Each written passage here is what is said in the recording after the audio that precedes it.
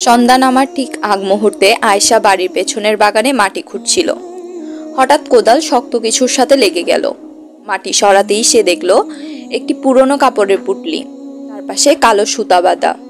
মাটি থেকে বের হতেই এক অদ্ভুত দুর্গন্ধ ছড়িয়ে পড়ল। সে পুটলিটা খুলতে গিয়ে দেখল তার নিজের চুল, নখ আর কিছু আরবি শব্দ লেখা কাগজ কালো কালি দিয়ে মোড়া। আয়েশার শরীর কাঁপতে শুরু করলো। হঠাৎ তার মনে হলো তার কানে ফিসফিস করছে, এটা ফেলে দিও না, নইলে তুমি মারা যাবে।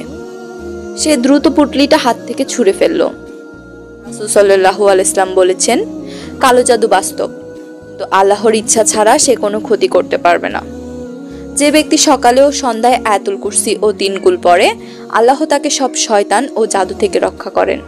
আয়েশা কুরআন খুলে পড়তে শুরু করলো, সূরা ফালাক, সূরা নাস আর সূরা ইখলাস। বাতাস কেঁপে উঠল, অদ্ভুত আওয়াজ থেমে গেল।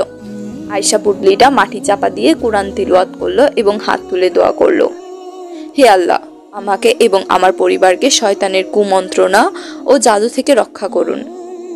কালো জাদু বাস্তব, কিন্তু মুমিনের শক্তি আল্লাহর জিকির আর কুরআন। তুমি কি নিয়মিত সকাল সন্ধ্যায় দোয়া পড়ো? আমাকে কমেন্টে জানাও। আর এরকম আরো ভিডিও পেতে আমার চ্যানেলটিকে সাবস্ক্রাইব এবং লাইক করে পাশেই থাকো।